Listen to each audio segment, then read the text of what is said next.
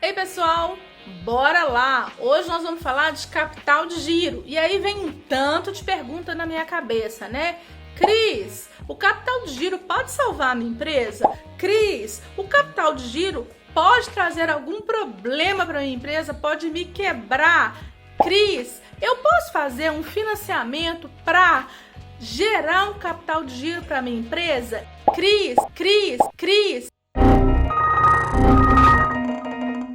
E aí são infinitas perguntas que vêm à nossa cabeça para a gestão, do nosso negócio. Então, vem comigo que já nós vamos falar sobre e eu vou te responder.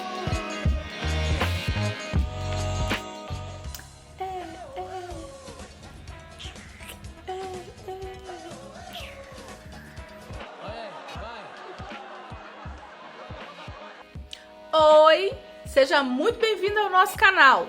Mas antes da gente começar o nosso tema, curta, compartilhe, se inscreva no canal e não se esqueça de ativar o sininho para você receber todas as notificações do nosso canal. Fechou?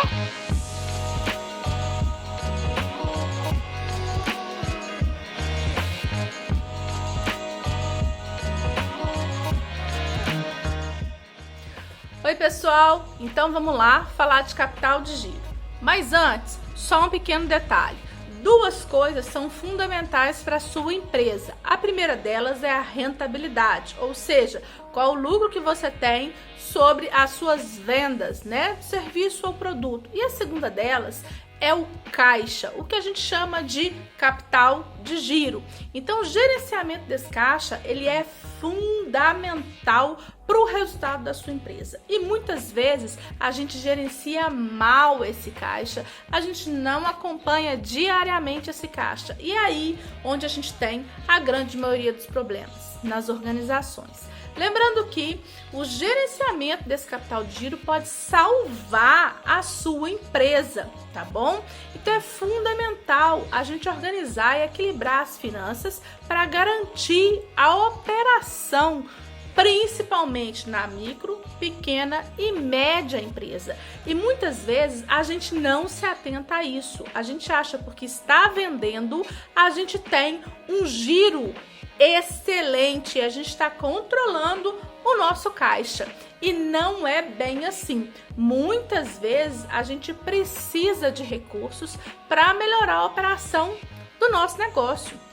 Cris, e não é um problema, eu tô vendendo, mas eu ainda preciso de recurso para poder melhorar o meu desempenho?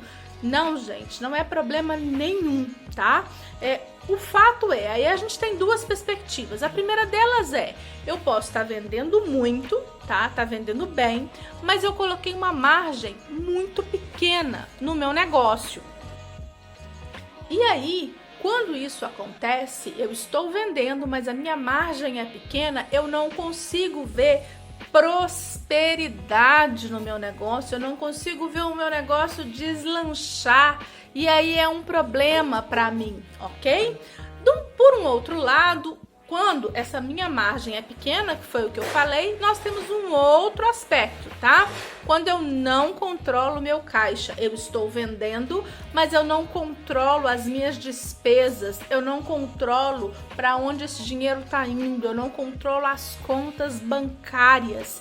E aí eu posso ter um problema e eu posso, inclusive, quebrar a minha empresa quando eu não estou gerenciando esses negócios. Então, a primeira coisa é, eu preciso verificar se a minha margem é uma margem realmente que vale a pena o meu negócio continuar funcionando, porque às vezes eu estou trocando cebolas, não tá me sobrando muita coisa. Quando eu tiro todas as minhas despesas, quando eu tiro todas as despesas, os impostos, as taxas que eu tenho que pagar, pode não sobrar muita coisa, e aí eu entro em estado de desespero total, Então é importante eu fazer essa análise. A segunda coisa é, beleza, tá funcionando, a minha margem é boa, eu consigo pagar e tá sobrando. Só que sobra, mas eu não vejo esse dinheiro. Por quê?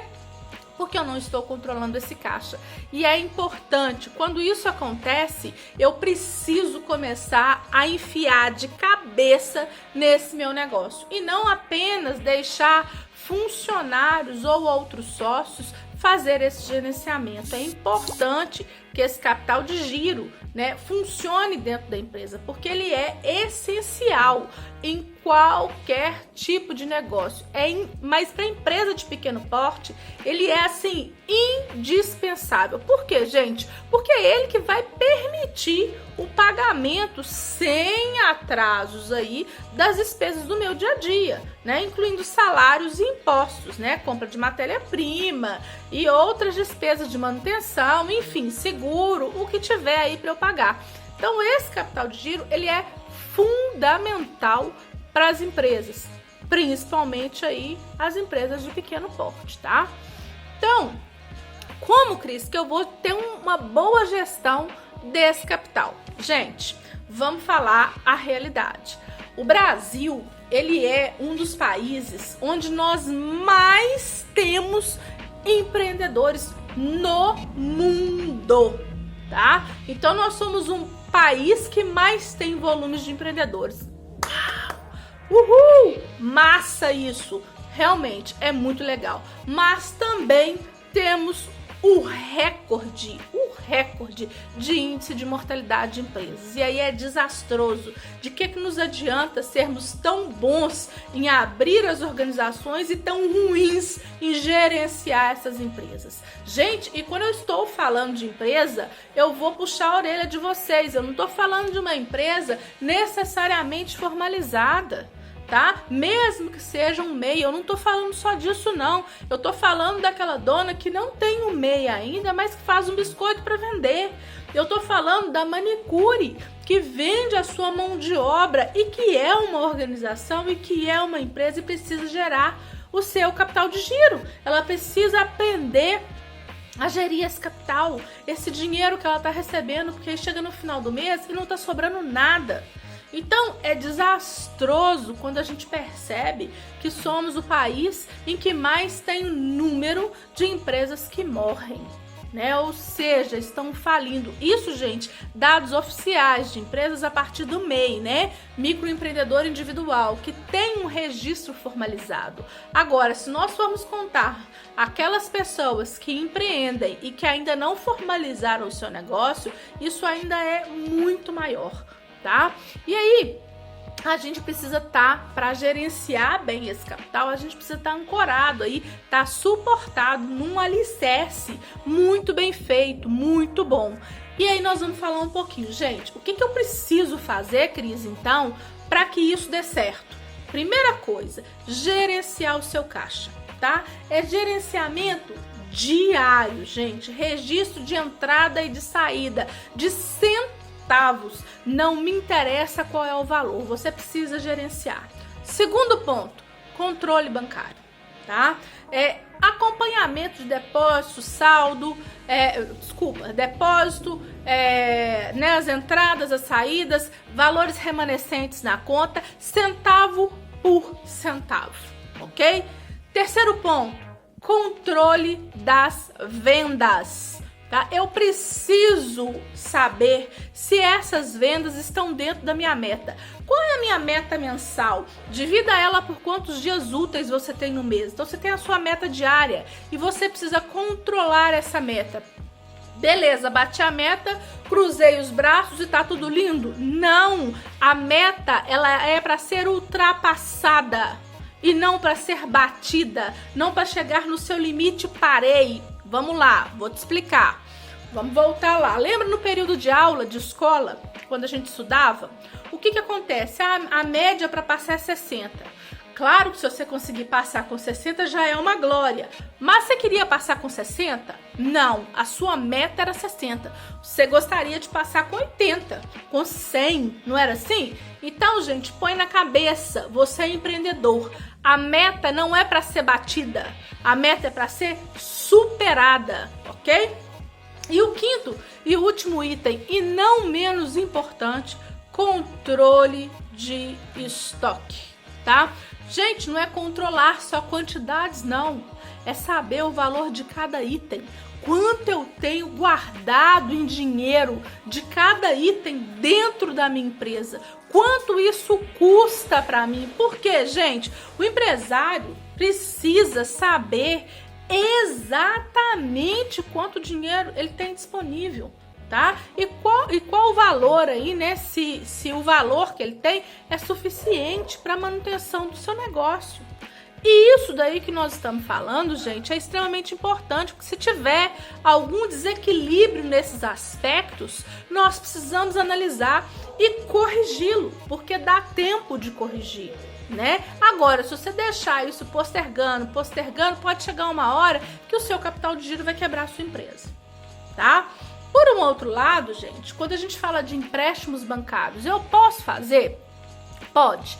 O que é legal, gente? Eu vou dar um exemplo, existem várias possibilidades aí, mas eu vou falar do BNDES, tá? O BNDES é muito legal, você pode pegar crédito aí, sendo microempreendedor, de 24 meses de carência, e você tem até 60 meses para pagar, o que é muito legal, tá? Cris, beleza, mas quem pode solicitar essa grana lá no BNDES, tá? Quem tem esse direito de pedir esse dinheiro lá no BNDES? Vou te contar. Empresas sediadas no Brasil, ou seja, tenho sede da minha empresa no Brasil, eu posso pedir, exceto empresas estatais, né, estaduais ou municipais, e empresas federais que dependem aí do Tesouro Nacional, ou seja, gente, serviço público, ok? Eles não podem pedir. Agora a gente, que não é funcionário público, né, que tem a nossa empresa e estamos lutando para perder de pouco, nós podemos pedir. Outras pessoas que podem pedir são produtores rurais, sabia? Olha que legal, os produtores rurais, eles, pessoa física, eles têm o benefício de pedir um empréstimo lá no BNDES, tá? Terceiro que pode pedir, empresários individuais com CNPJ regular, tá? O CNPJ tá regular, tá inscrito lá no CNPJ, fechou, show de bola, pode pedir empréstimo, tá? Outro, fundações, associações cooperativas, também pode. E, por último e não menos importantes, consórcios e condomínios, que exerçam atividades produtivas. Gente, maravilha, Cris. E quanto eles vão me oferecer? Quanto eu posso pedir? Dá para você me contar, né? Quanto que isso pode, né, pode me dar? Sim, vamos lá. Para as micro, pequenas e médias empresas, você pode pedir até 70 milhões, tá? Eu vi um caso de um cara que pediu 150 mil. Eu li numa reportagem, ele pediu 150 mil e tá super feliz com o capital de giro que resolveu o problema dele, de estoque, né, do giro de caixa. Então ele rebentou a boca do balão, tá? E empresas maiores, empresas de grande porte, pode pedir até 100 milhões de reais, né? Então aí vai ser de acordo com a análise que o BNDES vai fazer da sua empresa, ok? Qual que é o prazo, Cris, para eu poder pagar, né? Eu tenho carência de 2 anos, que eu falei, são os 24 meses, e tenho até 5 anos para pagar. Maravilha? Maravilha. Cris, eles vão me pedir algum tipo de garantia? Sim, eles podem te pedir sim, né? Eles podem te pedir, por exemplo, um apoio indireto, né? Operação feita por meio da instituição credenciada pelo BNDES. As garantias são negociadas entre a instituição e o cliente, tá? Eu não posso te dizer exatamente o que eles vão te pedir. Agora, no apoio direto, ou seja, a operação feita dentro do BNDES, diretamente com o BNDES, porque no primeiro apoio indireto são instituições cadastradas pelo BNDES que vão fazer esse empréstimo, ok? E aí a negociação fica entre cliente e essas empresas. Quando é no apoio direto, que é no próprio BNDES, o BNDES vai te pedir sim garantias. E aí pode ser uma hipoteca, um penhor, uma propriedade fiduciária, recebíveis também funcionam como forma de garantia, tá bom? Então o BNDES ele pode sim te solicitar algumas garantias aí do seu empréstimo. Mas enfim, o que a gente ia falar era sobre o capital de giro, que tá aí a informação, e não perca, gente, cuidado, porque o capital de giro pode despencar a sua empresa, pode quebrar a sua empresa. Então atenção, fica de olho e tome cuidado. Grande beijo, boa sorte para vocês!